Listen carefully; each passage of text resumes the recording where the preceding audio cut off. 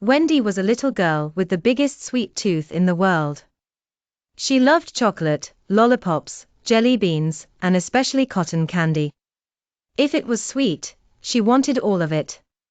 One evening, while playing in the backyard, she spotted something strange, a glowing pink butterfly fluttering in circles. "Wow!"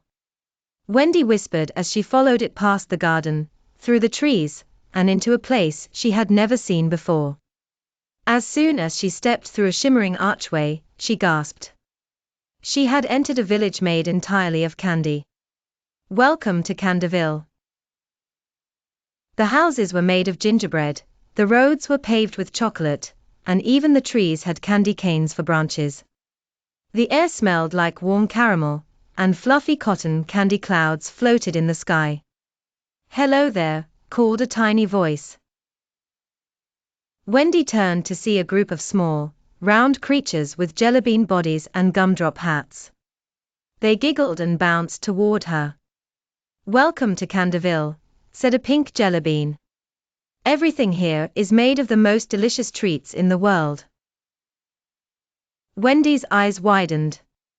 "You mean I can eat anything?" "Of course," said a blue jellybean. "But just remember, too much of anything can make the magic fade." Wendy barely heard him. She was already running toward a fountain of melted chocolate. She devoured marshmallow bushes, nibbled on the caramel streetlights, and chomped on a huge lollipop fence. "Best place ever," she shouted, spinning with delight. But then, something strange happened. The magic starts to vanish. As Wendy reached for another gumdrop, it vanished before her eyes. She blinked. She turned to take another bite of a chocolate street, but, poof, it disappeared, leaving only dirt behind. One by one, the candy trees, the gingerbread houses, even the cotton candy clouds started vanishing. The jellybean creatures gasped.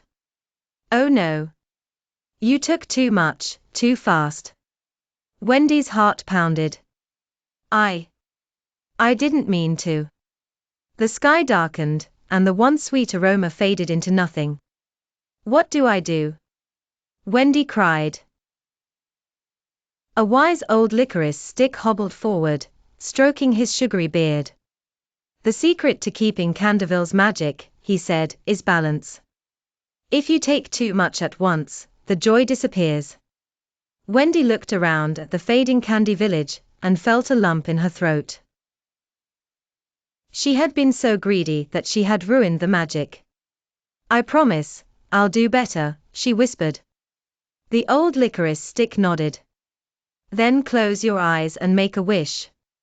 Wendy squeezed her eyes shut. "I wish I had enjoyed the candy little by little instead of taking it all at once." A warm breeze swirled around her. She opened her eyes, and gasped. The sweetest lesson Candyville was back. The gingerbread houses stood tall, the chocolate roads gleamed, and the cotton candy clouds floated happily in the sky again. The jellybean creatures cheered. "You saved Candyville." Wendy smiled, but this time, instead of rushing to grab all the candy, she sat down and slowly enjoyed one small marshmallow. "This is actually even better," she realized. "The candy tastes sweeter when I take my time." The wise licorice stick winked. "That, my dear, is the true magic of Candyville." When Wendy finally returned home, she carried an important lesson with her: too much of anything, even something sweet, can take away its joy.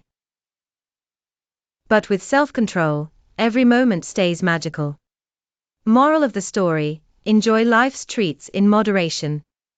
When you take too much too quickly, the joy fades, but when you savor things slowly, the magic lasts forever. Please like, share and subscribe to my channel.